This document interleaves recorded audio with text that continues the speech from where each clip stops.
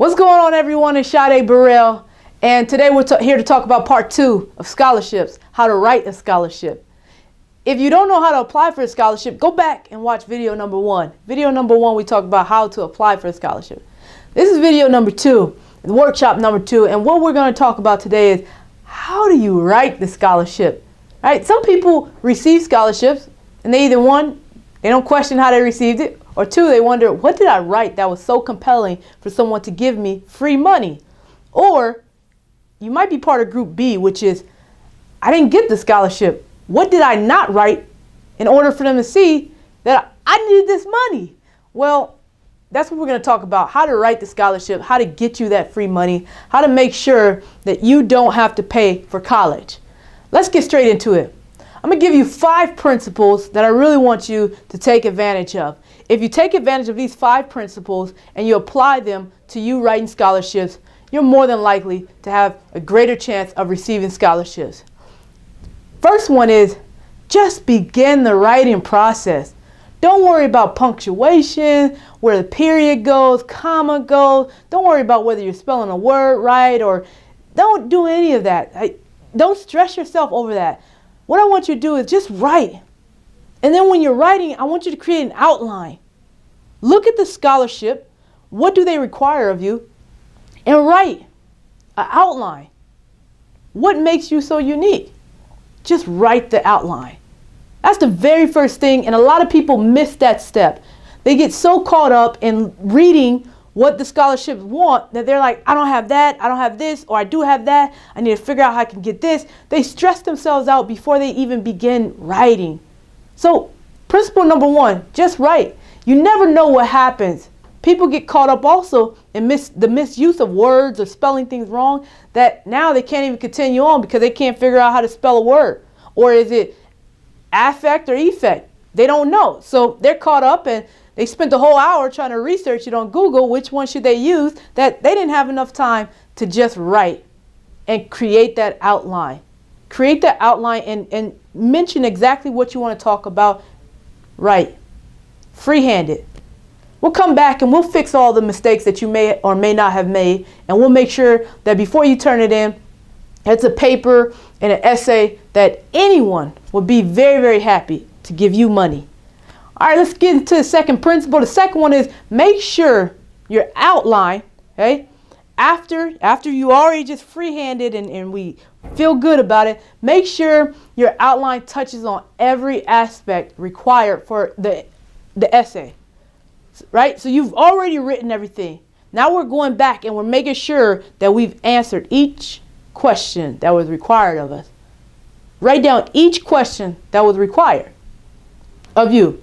Right? So if they say, please give us a personal story about what you will use this money for, you don't want to say that you're going to use the money to buy a car. Even though you might have a good reason, I'm using the money to buy a car because if I buy a car, then I can get to school. That's an okay argument, and some people might accept it, but that's probably why you haven't received the scholarship yet. It's because you're mentioning getting a car. How about if you were to say something along the lines of, I would like to use the money to pay for my books. And you use the money to pay for your books, and the money that you were going to use of your own money to pay for the books, you go buy a car. Nobody ever knows that you bought a car. The scholarship people do not need to know that you bought a car. But if you're touching on all of the guidelines and instructions, then you should be able to answer that, but be careful on how you answer those questions. Okay? So we're answering everything, but we're answering them in a way where they understand that the funding is going to go towards your education, not towards a car, not towards rent or any of that thing. Although that has an impact on your education, most donors and most scholarships, they want to hear something even more personal. Maybe tell a story about how you didn't have books the semester prior, and so although you passed your classes and you maintained a high GPA, you weren't able to get the books that you needed. So you would like to make sure that you're using the scholarship money to have those books paid for. It's outlining exactly each and every question that's being answered. Another question that sometimes people trip up on the scholarships is that they don't thoroughly go into depth about it. They just say, I didn't do this, I did do this, and that's it. No, go into depth. Assume that every question requires at least a paragraph or two, unless it states in the instructions for you only to have 500 words, 700 words, 5 pages, 2 pages. But we only can know that if we review the instructions and the outline of how they expect it. It's number 2. Let's head into number 3. Number 3 is use clear and concise, simple language throughout the essay. If there are some words you cannot spell, not because you don't know how to spell them, but because you've never used them, they'll be able to tell that you've never used those words. You're either using it in the wrong sense or something, but don't use words you have no clue how to use. Use words that you would use in your everyday life, because you're an everyday person and they would like to know that about you. But guess what? If you use language and you're 18 years old and they're like, how in the world would this individual know what exactly that means? And you might get dinged because you're using it incorrectly. Now they're like, they're faking it until they make it. I know. Trust me. You've heard that a million times. Fake it until you make it. I'm here to tell you, don't do that. Feel it until it's real. If you don't feel comfortable with that word, don't use it. It's not who you are. It doesn't represent who you are. Don't even use it. Make sure your sentences are very clear. You're not all over the place, scrambling here, talking about your childhood, then you're coming back to your adulthood, then you're talking about the book, then you're talking about the car. No, just keep it very, very clear. I should know exactly what you're talking about, when you're talking about it. Use transitional words. If you don't know any transitional words, you got to attend the University of Google or the University of YouTube, because those two places, google.com or youtube.com, they'll have places where you could type in how to use transitional words, or what are some transitional words I can use. And if you do that, then that's going to help make your essay a little bit more clear. They know when you're transitioning to a new topic. They know when you're getting ready to change a subject or when you've ended something. So you want to make sure that it's clear, concise, and simple. Not too long, not too short. Trust me, with practice, you'll nail it down. Okay? The fourth one is have someone strong who has strong writing skills actually work on this with you. Right? You don't want to have someone who probably got a C or a D in English to look at your essay. You want to have someone, maybe even at the tutoring center, a friend, a family, a counselor. You want to have those people take a look at your essay before you turn it in. Have several people look at it, because if you have several people look at it, you might get several opinions and several different great ideas.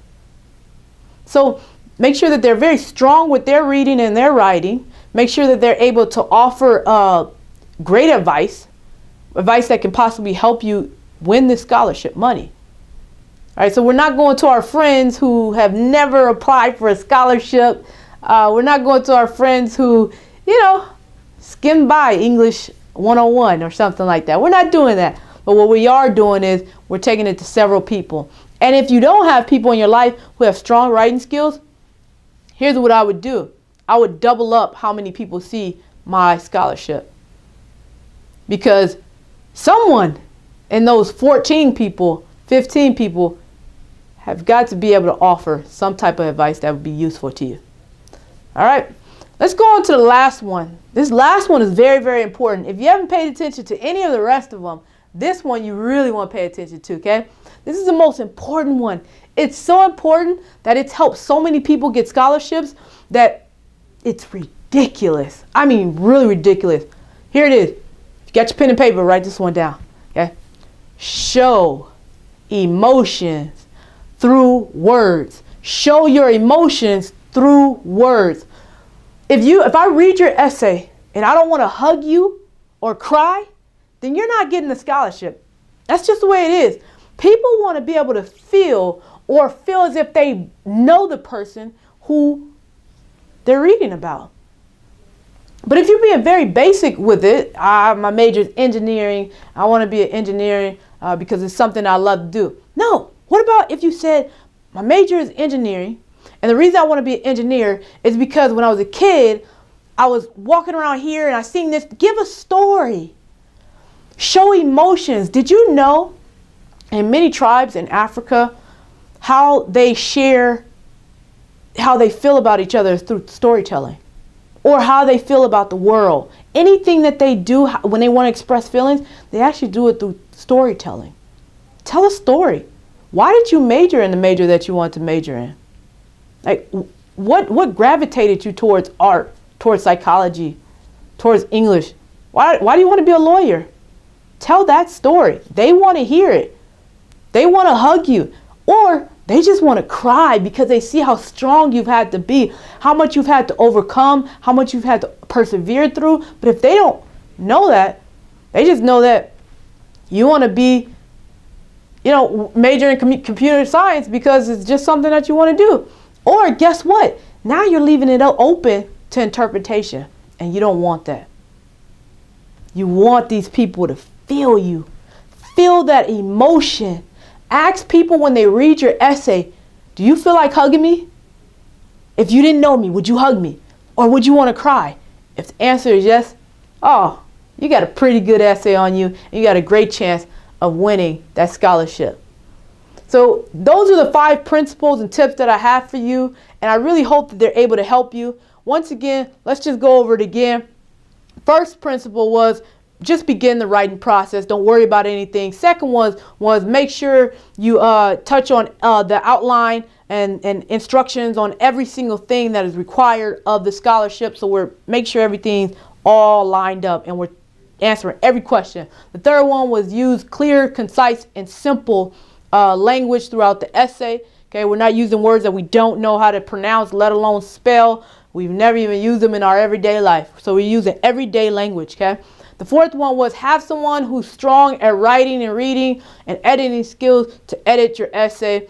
If you don't have that person in your life, go to your tutoring center, go to your writing center, your professor, anyone. There are a lot of people who can go. And if you're absolutely like, no, I don't want to go to any of those, you're gonna have to make it a little bit harder. You're gonna have to go to double up your numbers of people who you're gonna have to see your essay.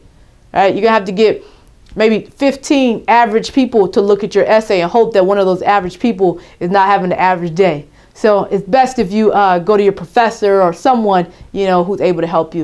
And then lastly, show that emotion. I should want to cry or hug you at the end of reading your essay. You use these 5 principles, you got a pretty good chance of getting that scholarship. My name is Sade Burrell. Thank you for tuning in. Appreciate it. Have a great one.